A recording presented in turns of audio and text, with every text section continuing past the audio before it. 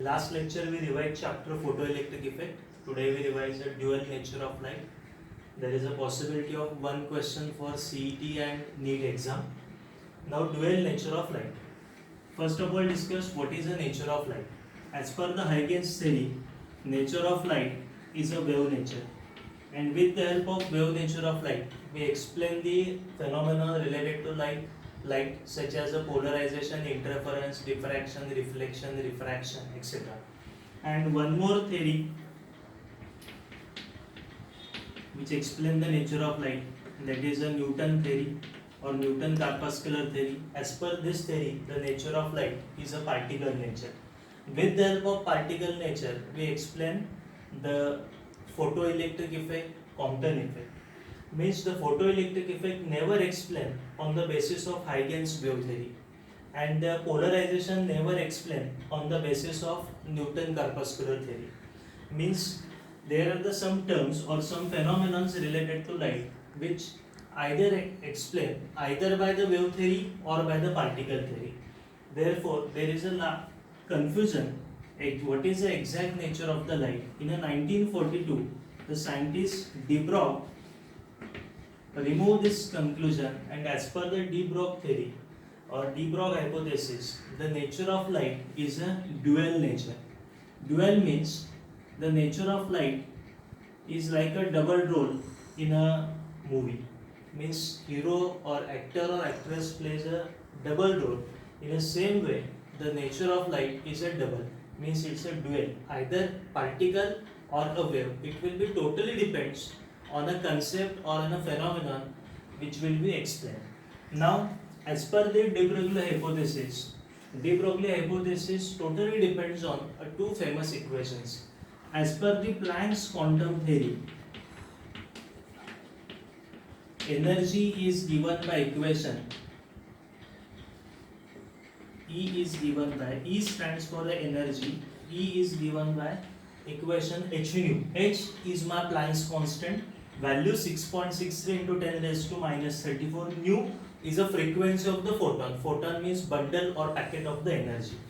Same expression E equals to h nu expressed in terms of wavelength, that is E equals to hc by lambda. Now it is very clear that is wavelength, this word is related to the wave only. Therefore this is my first equation for energy. E is given by hc by lambda. As per the relativity theory, Einstein's theory of relativity, energy is given by E equals to mc square. That is E stands for energy, m is my relativistic mass, c is my speed of light.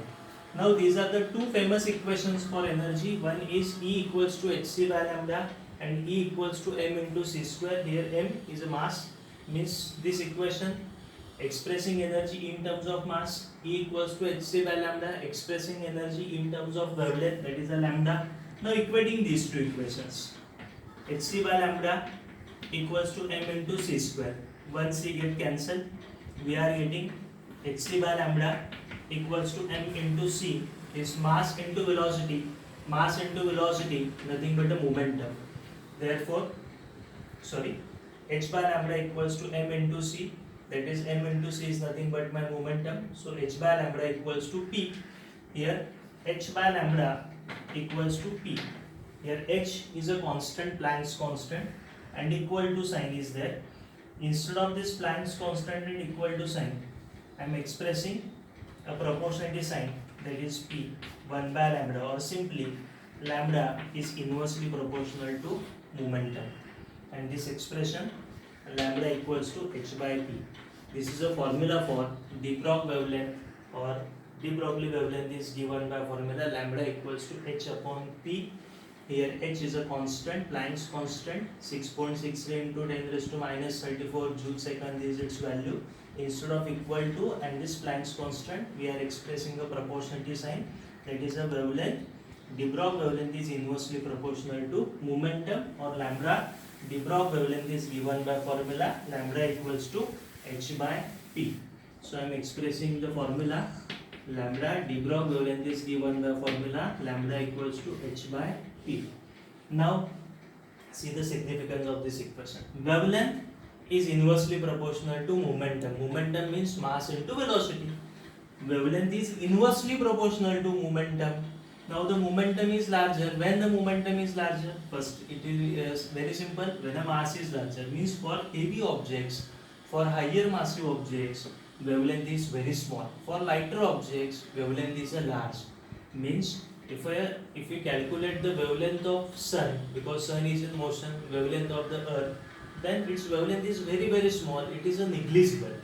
But if you want to calculate the wavelength of the lighter particles, for example, electron is a lighter mass particle whose mass is 9.1 into 10 raised to minus 31 kg. Mass of proton is about 10 raised to minus 24 kg.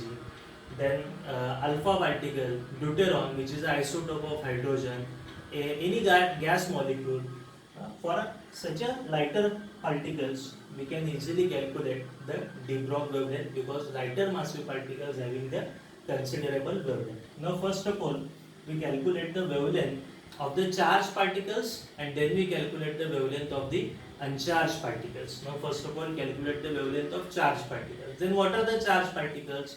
First one is a proton, is a charged particle. Electron is a charged particle. Then deuteron, which is an isotope of hydrogen, is a charged particle. Then alpha particle, it is also positively charged particle. We study alpha particle in detail in a article radioactivity. But alpha particle is nothing but a helium nuclei. Therefore, alpha particle, deuteron, proton, electron, these are my charged particles. We can calculate the de Broglie wavelength of the charged particle. First of all, we calculate the de Broglie wavelength of the electron. Now, the kinetic energy of electron is given by formula E into V. This formula is studied in a photoelectric effect. Kinetic energy Ke max is given by charge into stopping potential. His V stands for the potential, and E for the charge on electron, value 1.6 into 10 raised to minus 19 coulomb. And one more formula for kinetic energy of electron is a half of mv square. Remember, this V stands for velocity of electron, which is about 10 raised to 5 meter per second, electron's velocity. Now here multiply and divide by m. So this formula becomes half multiply by m, so it becomes m square, and divided by m. So there will be no change. So half m square v square by m. This my kinetic energy becomes. M into v is nothing but my momentum, is given by mass into velocity. So square of momentum means my m square into v square. Therefore this term becomes m square v square is replaced by p square divided by 2m, and thus kinetic energy or p square becomes p square equals to 2m multiplied by kinetic energy, or p equals to in root 2m multiplied by kinetic energy. Now substitute this value of p here, h upon in root 2m into kinetic energy, or simply h lambda equals to h upon in root 2m e multiplied by v. I am replacing e into v instead of this kinetic energy. This is my formula for the de Broglie wavelength of the electron, lambda upon in root 2m e into v. Here h, once again h, Planck's constant 6.63 into 10 raised to minus 34 joule second. M, mass of electron 9.1 into 10 raised to minus 31 kg. E, charge on electron 1.6 into 10 raised to minus 19 coulomb, and V is my applied potential to cathode by which electrons are released, electrons are emitted. Therefore H is constant, M is constant, 2 is also constant, E is constant. Therefore instead of all these constants, if I substitute the values of all constants, then I am getting the formula de Broglie wavelength for electron is given by lambda equals to in root 150 upon V angstrom, or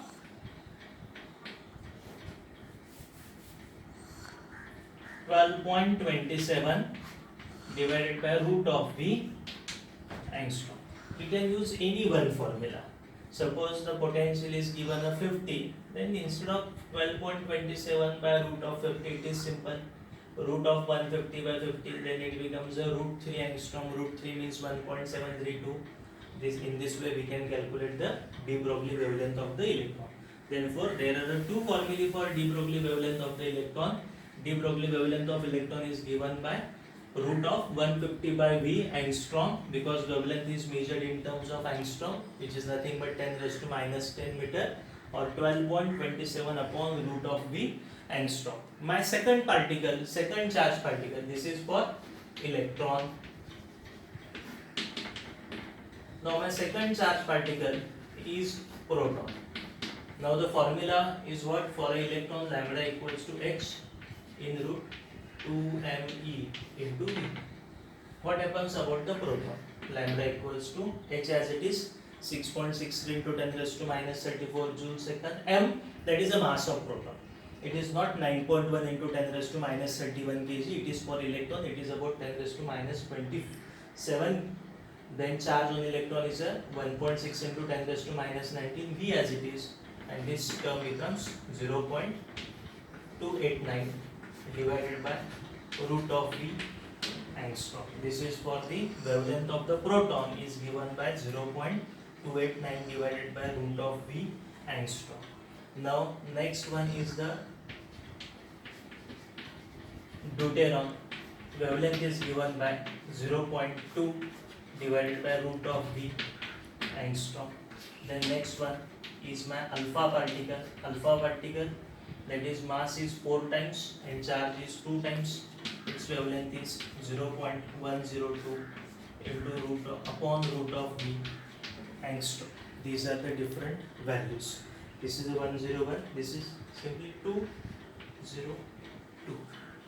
Deuteron, its wavelength is 0.202 angstrom upon root of V. Alpha particle 0.102. Just we are substituting the values of masses and charges. Then we can easily get this simplified formulas.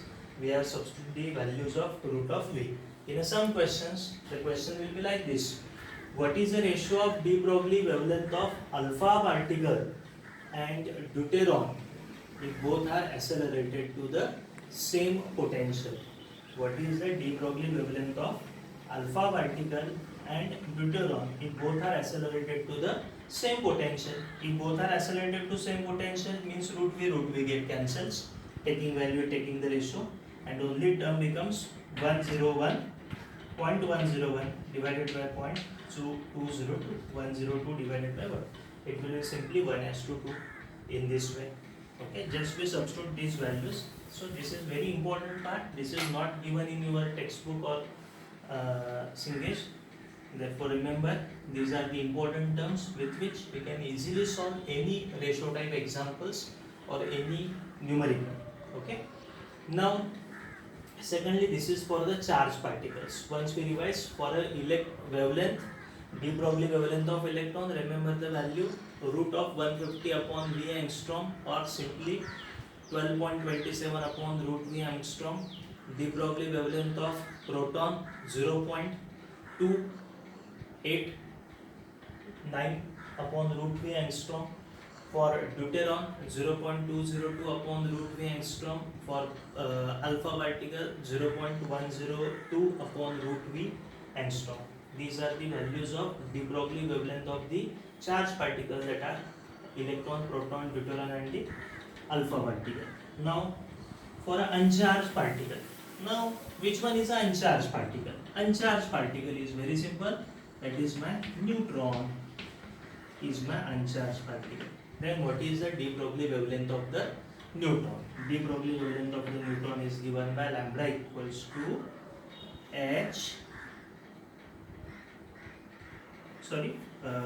lambda equals to is given by 30.83 divided by root of T angstrom.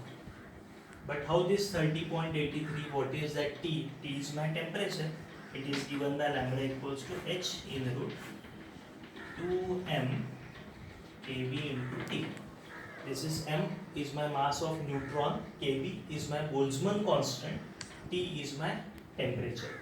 This is a formula for de Broglie wavelength of the neutron. In shortcut, 30.83 upon root of temperature angstrom. Remember that here the value of temperature is in terms of Kelvin.